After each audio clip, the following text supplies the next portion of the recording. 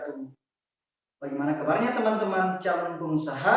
Jawabnya adalah alhamdulillah, luar biasa, ajaib. Teman-teman, jumpa lagi dengan Yanda Fadli dalam video pembelajaran hari ini. Hari ini teman-teman akan belajar sejarah kebudayaan Islam.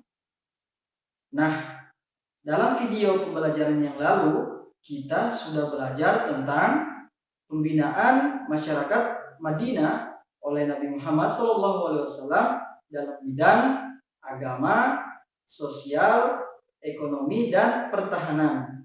Kita juga sudah mempelajari tentang perjanjian Aqabah 1 dan perjanjian Aqabah kedua. Oke, hari ini tema kita adalah tentang peristiwa Fathu Makkah. Nah, tentunya teman-teman bertanya, apa sih peristiwa Fathu Makkah itu? Terus apa sebab-sebab peristiwa Fathu Makkah? Oke, sebelum menjawab pertanyaan teman-teman, perlu teman-teman ketahui tujuan pembelajaran kita hari ini. Yang pertama adalah teman-teman mampu memahami sebab-sebab peristiwa Fathu Makkah. Yang kedua adalah teman-teman mampu memahami bagaimana cara Rasulullah SAW menghindari pertumpahan darah dalam peristiwa Fathu Makkah. Nah, inilah dua yang akan menjadi tujuan pembelajaran kita. Oke, teman-teman, baiklah, kita masuk pada pembahasan yang pertama, yaitu tentang perang Mu'tah. Apakah ya dimaksud dengan perang Mu'tah? Yuk kita pelajari bersama.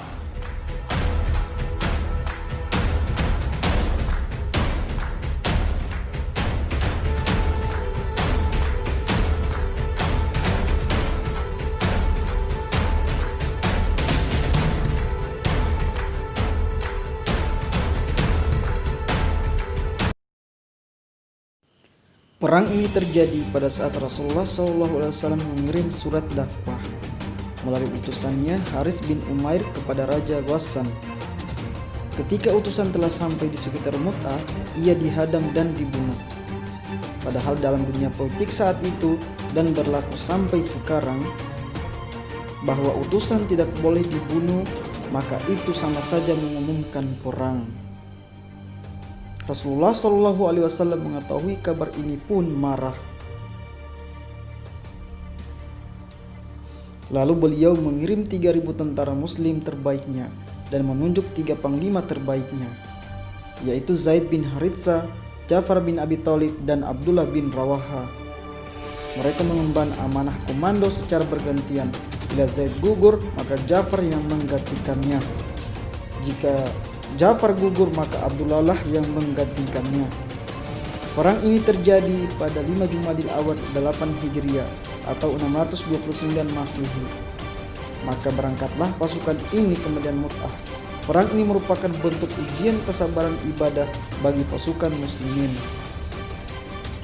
Perang Mu'tah ini merupakan satu-satunya perang yang dilakukan di luar Jazirah Arab pada masa Nabi Muhammad SAW.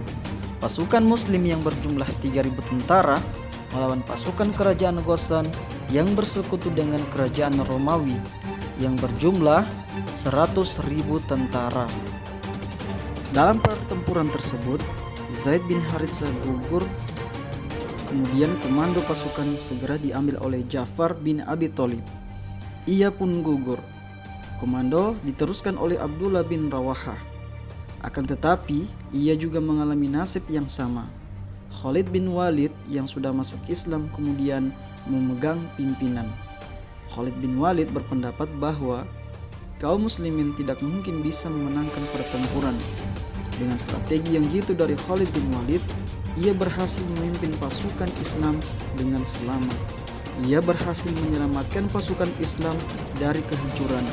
Apa yang dilakukan Khalid bin Walid mendapatkan pujian dari Nabi Muhammad SAW.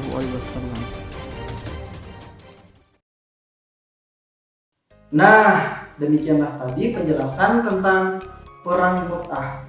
yang mana dalam perang ini pasukan Muslim berjumlah 3.000 tentara melawan kerajaan Ghassan yang bersekutu dengan kerajaan Romawi berjumlah 100.000 tentara. Dalam perang ini, kaum Muslim atau pasukan Muslim mengalami kesulitan. Namun, dengan strategi yang jitu dari Khalid bin Walid radhiyallahu an, akhirnya pasukan Muslim dapat terhindar dari kehancuran dan dapat selamat kembali ke Madinah. Nah, teman-teman, selanjutnya kita masuk pada pembahasan yang kedua, yaitu peristiwa Fathu Mekah. Teman-teman, tetap simak baik-baik videonya ya.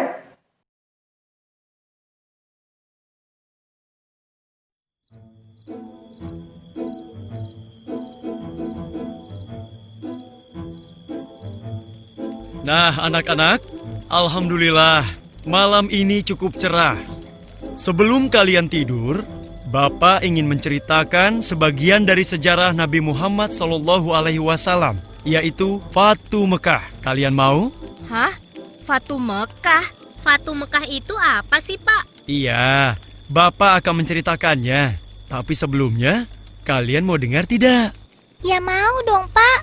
Itu kan bermanfaat buat kita. Ya kan, teman-teman? Setuju! Janji tidak ada yang tertidur ya? Iya, Pak. Kamu, Dodo, bagaimana? Iya, Pak Guru. Janji. Dok, awas kalau kamu tertidur ya. Wait, galak bener Bang Amir. Sabar aja lagi. Dasar. Ya sudah, begini saja. Yang mengantuk nanti harus segera cuci muka dan push up 3 kali. Setuju? Setuju! Hah? Push up 3 kali? Kenapa, Dok? Nggak kuat. Jangan sembarangan ya. Jangankan 3 kali, 30 kali Dodo layanin. Belagu kamu, Dok. Dodo gitu loh. Bagaimana kamu, Do? Setuju, Pak.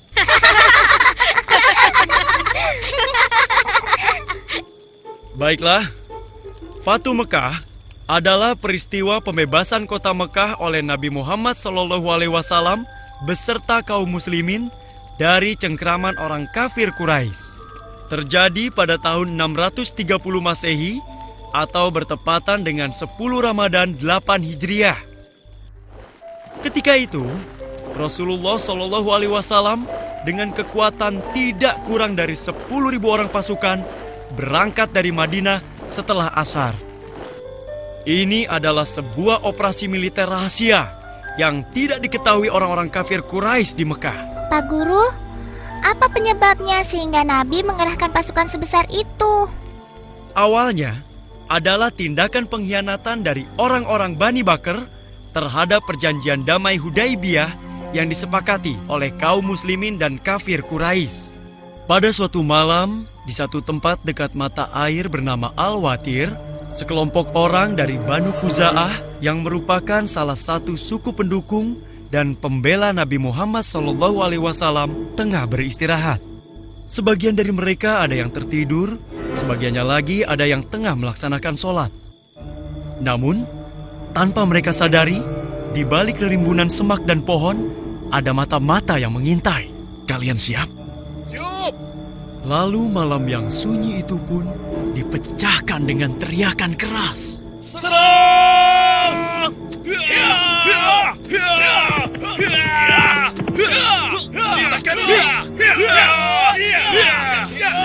Darah pun tertumpah kemana-mana.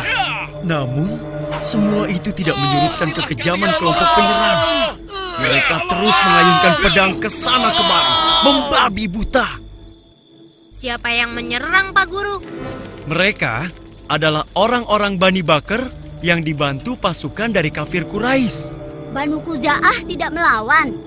Mereka melawan, namun karena kalah jumlah dan persiapan, akhirnya mereka pun terdesak hingga ke Mekah.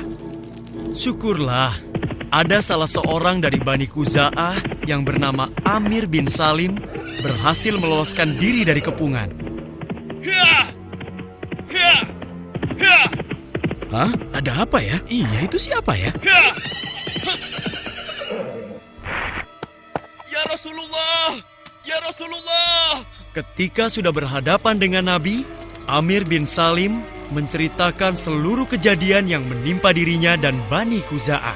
Maka, Amir bin Salim pun meminta bantuan Nabi untuk menghukum kaum kafir Quraisy. Dan Rasulullah pun menjawab, "Engkau pasti akan ditolong, wahai Amir bin Salim." Tiba-tiba, saat itu muncul mendung di langit. Lalu beliau bersabda, "Mendung ini akan memudahkan pertolongan bagi Bani Ka'ab." Nah, inilah yang menjadi awal pengiriman pasukan kaum muslimin ke kota Mekah. Nabi Muhammad SAW memasuki Mekah dari dataran tinggi Qida dan memerintahkan Khalid bin Walid bersama pasukannya agar memasuki Mekah dari dataran rendah Qida. Akhirnya, kaum muslimin memasuki Mekah tanpa mendapatkan perlawanan, kecuali Khalid bin Walid. Ia menghadapi sejumlah kaum musyrikin yang di antara mereka terdapat Ikrimah bin Abu Jahal. Khalid memerangi mereka dan berhasil membunuh 24 orang dari Quraisy dan 4 orang dari Khuzail. Nabi Muhammad SAW mulai memasuki kota Mekah dengan menunggangi unta dan mengenakan sorban berwarna hijau di tubuhnya. Rasulullah terus menundukkan kepalanya sampai menyentuh punggung unta. Inilah bentuk sikap merendahkan diri kepada Allah Subhanahu wa Ta'ala. Beliau menyadari betul, hanya berkat pertolongan Allah sajalah semua ini bisa terjadi. Lalu, apa yang dilakukan Nabi setelah itu, Pak Guru? Selanjutnya, Rasulullah SAW bersama-sama Muhajirin dan Ansor menuju Ka'bah. Di sana, beliau menghampiri Hajar Aswad dan menciumnya. Setelah itu bertawaf mengelilingi Ka'bah. Ketika itu, di sekitar Ka'bah terdapat 360 berhala. Kemudian, Rasulullah SAW dengan menggunakan tongkatnya menghancurkan berhala itu satu persatu. Subhanallah, setelah 8 tahun terusir, akhirnya Rasulullah dan kaum muslimin kembali ke kota Mekah dengan kemenangan yang gemilang. Kemenangan yang diraih dengan damai. Kemenangan yang tidak diikuti rasa sombong dan keangkuhan, tapi penuh rasa syukur dan kerendahan hati pada Allah. Kemenangan yang membawa ketenangan dan ketentraman. Kemenangan, apa ya? Wah, susah deh kalau dapat giliran yang terakhir. Apa ya? Nah, kemenangan yang menandai bahwa tugas Nabi mau selesai. Hah? Jangan asal kamu, Dok. Iya nih, nggak pakai mikir kalau ngomong. Kalian jangan marah dulu. Apa yang dikatakan Dodo bisa jadi benar juga. Hah? Maksudnya, Pak? Begini, 3 tahun setelah Fatu Mekah, tepatnya pada tanggal 12 Rabiul Awal tahun 11 Hijriah, Rasulullah SAW pun wafat. Meski masih ada beberapa peristiwa penting dalam kurun 3 tahun itu, namun dapatlah dikatakan peristiwa Fatu Mekah adalah salah satu tonggak terpenting dalam perjalanan dakwah Nabi. Inilah puncak kemenangan kebenaran atas kebatilan. Tuh kan, Dodo gitu loh.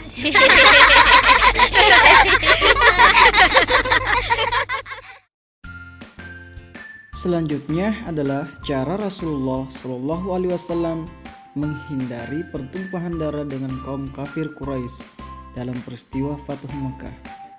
Yang pertama adalah Rasulullah dan para pasukannya berkemah di sebuah daerah Mar Zahran.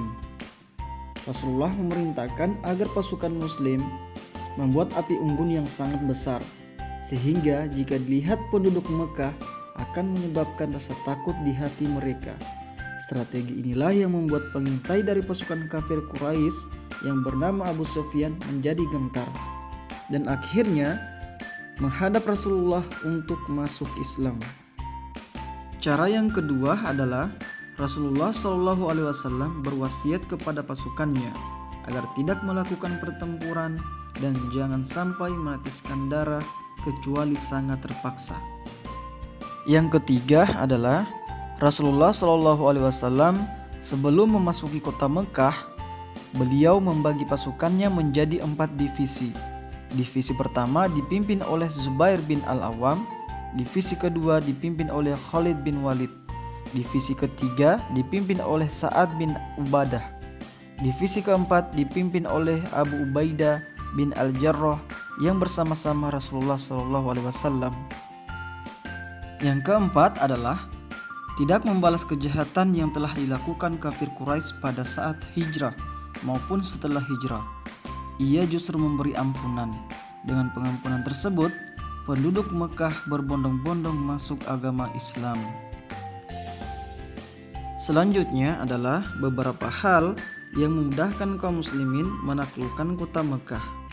Yang pertama adalah hilangnya pengaruh Yahudi. Yang kedua, pengaruh kaum muslimin dalam segala segi kehidupan bangsa Arab makin kuat. Yang ketiga, kaum Quraisy tidak lagi mempunyai sekutu. Yang keempat, banyak tokoh dan pemuka Quraisy yang masuk Islam. Nah, demikianlah tadi penjelasan tentang peristiwa Fathu Makkah atau juga disebut dengan pembebasan kota Mekah dari kaum kafir Quraisy. Alhamdulillah, teman-teman diberikan kesehatan oleh Allah Subhanahu wa taala Ar-Rahman yang Maha Penyayang. Sebagai calon pengusaha, teman-teman harus menjadi pengusaha yang jujur, yang amanah, pemaaf, dan bertanggung jawab seperti Nabi kita Muhammad SAW. Jika teman-teman menjadi pengusaha yang jujur, Allah akan sayang kepada teman-teman dan akan menambah rezeki yang berkah dan berlimpah. Selanjutnya, agar teman-teman lebih memahami materi kita hari ini, silahkan teman-teman kerjakan latihan soal halaman 65 nomor 1 sampai dengan nomor 9 yang bagian A. Oke, cukup sekian video pelajaran hari ini. Semoga apa yang kita pelajari hari ini bermanfaat dalam kehidupan sehari-hari kita serta mendapat keberkahan dari Allah Subhanahu wa taala. Amin ya rabbal alamin. Terima kasih untuk teman-teman semua yang sudah begitu bersemangat mengikuti pelajaran hari ini. Oke, syukran ala ihtimamikum. Wallahu musta'an. Assalamualaikum warahmatullahi wabarakatuh.